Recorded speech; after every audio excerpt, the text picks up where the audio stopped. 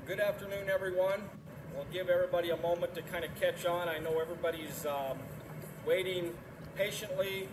We're out here at Las Vegas Federal Courthouse. There is a courtroom full of people yet up there. I just stepped out for just a few minutes. We are still waiting on this verdict. We feel like the jurors have a verdict, and I'll kind of go over our message here, but we do not have one yet. So as people gather on here, we'll try to give you a quick update of what's going on in there, but there is not a verdict just yet.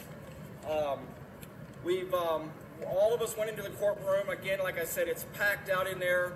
The jurors sent a message back, not a note, and this was not a question, but rather a statement.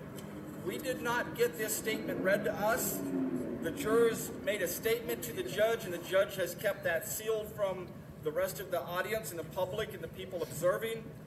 But there is a statement, and she says the note is very, very, very vague, is what the judge says. We can read all kinds of things from this note. She said they could be deadlocked, they may not be deadlocked. She said, I'm not saying either way because I don't know. I want to call these jurors back in, she says, talk to them just a moment, and send them back into deliberation. The jurors were called in. The jurors were prepared to give a verdict. They had the verdict envelope. The foreman of the juror was carrying this verdict envelope, ready to give this verdict of whatever they have. But the judge did not ask for that verdict envelope. Instead, just talked to them just momentarily, told them to go back, and she wanted them to deliberate a little bit longer. She wanted them to see if they could come up with anything else. And the jurors looked shocked. Two or three of the jurors were, you could tell they were not understanding what the judge wanted. They left the room, and just within a few moments, the marshal that escorts them in and out came back in and walked over to the clerk of the court, whispered something to him.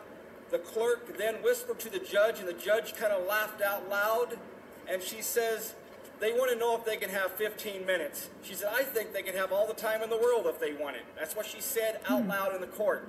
And then she says, but it appears that they are going to be deadlocked, so I'm prepared to read them the Allen charge. And then she said, told the attorneys to go over the list of the Allen charges and get prepared for this, because when the jurors come back in a few moments, she's planning on reading them the Allen charge. The way we looked at it here, and the way the messages appear into what we're observing and hearing, they are deadlocked what we're hearing. We don't know this for a fact, but that's what we're understanding. The government was very solemn. The prosecutors were very solemn. All the FBI's, no smiling from that side at all. You can obviously tell that they do not like what's going on. The defendant's side, all smiles from the defendants. They are very excited about what's going on, whether it's, even if it becomes a deadlock, they are excited because these jurors, obviously, it was a stacked juror again down here. Jurors called out other jurors, and they decided to keep these two jurors anyway instead of removing them and replacing them. And again, what we're seeing down here is the government is not getting what they're wanting, and they're very upset about it. And this judge is refusing to accept this verdict form from the jurors. So I stepped out of the courtroom just a few minutes just to give you guys an update because I know everybody is waiting. The judge made a statement up there also about possibly making the jurors stay till after 5 o'clock tonight to deliberate as long as they can, and giving them this Allen charge. So I don't know the outcome of what's going to happen. I know that the jurors are going to be coming back in just a few moments. The judge still has no intentions on accepting this verdict from the jurors yet. Yep. She's planning on giving them this Allen charge and telling them to continue deliberating. So that's pretty much all we have for right now. I noticed that there was 3 or 4 jurors that was looking at the defendants pretty hard. They were paying attention to the faces of those jurors. They were watching them closely, and I could see some of them look fairly happy on what they had decided. and that it wasn't, it does not look bad at all to me. That's the appearance of what I'm seeing here. Things are looking good. We ask everyone to continue praying for us down here as we wait on this verdict. We may get one yet tonight, and we may not. We do not know. But we are still praying and hoping. The courtroom, like I said again, is totally packed out on both sides. We have media on one whole side filled up. We also have 2 BLM officers sitting in the courtroom waiting on the verdict. All of them look solemn and do not look very happy. Do you have a courtroom full of marshals and security officers? That was just a SWAT helicopter that was flying around. So again, like last time, we've seen the same thing again. Here he comes. We've got a SWAT helicopter that's flying above. I agree, Sally. So we've got heavy security down here again, but all of us are safe, and we expect a good outcome. And again, there's no verdict yet. You have something? We've got a lot of people asking, what's an Allen charge? What's the Allen charge? An Allen charge, and I don't want to get this wrong. I remember it kind of from last time, but the judge gives the jurors instructions to go back and consider everything again, redo everything. And I'm not for sure exactly. I'm sorry. I should have that answer because I remember going through this last time. But she's going to give them that and order them pretty much to go back and deliberate again to try to figure out. Last trial in this same group of guys, we had that Allen charge given, and the jurors, if we remember right, had not guilty on the verdict form. And I've got that verdict form right here in front of me. I'll try to get this so maybe you guys can see it. I don't know if Jamie there can get that. We have this verdict form. Last time, it was not guilty marked on all the conspiracy charges. Not guilty was marked down. And then it was initialed and changed afterwards. The judge gave them the Allen charge, and they changed the verdicts last time. And that's what happened last time with the Allen charge. So I guess it gives the jurors a chance to go over and reconsider what they've decided to see if they can get any more verdicts or charges or what they're coming up with when they become a hung jury. That's what it appears that we have here, a deadlocked jury. It does not appear at this time that there are any charges at all.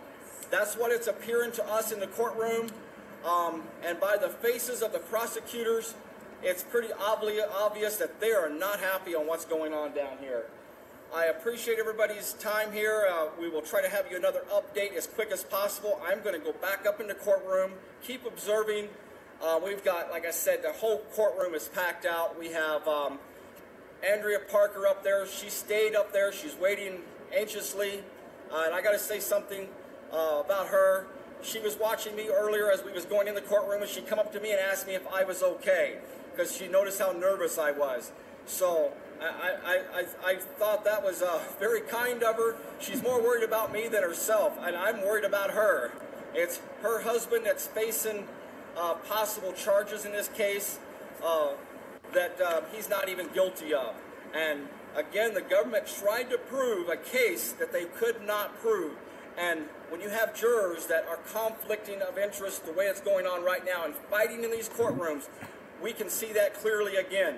Even with a one-sided trial, when we did not even have a fair trial, jurors are still fighting. The government has technically lost again with what they've done here.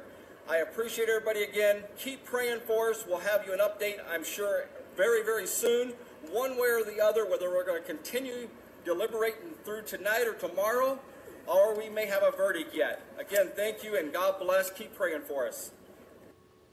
I tried to upload this video and get it on my YouTube page, guys, and Facebook wouldn't let me upload it, so I just went ahead and played it live for you.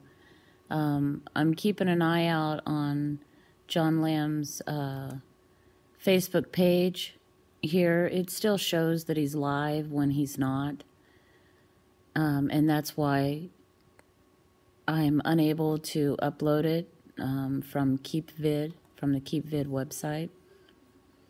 But I will keep an eye out for any updates, guys, and as soon as I hear something, I'll make sure you hear something. It appears to me that the judge has decided she's not going to read these notes from the juror.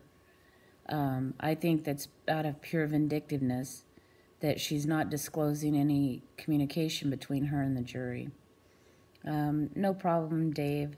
I think this case is very important to everybody, but I'm really glad, without the defense being able to put on a case, that the prosecution still was unable to prove its case. This whole trial was completely one-sided, and it goes to show that the defense made a smart decision by not even giving a closing argument, therefore shutting down any rebuttals of the prosecution. So it looks like so far, guys, that it's the jury is not going to be able to agree unanimously on a decision. But any more live videos, I'll keep you updated. Stay posted to my YouTube page if you're not on Facebook, and I'll post it as soon as I know something. Have a good day, guys.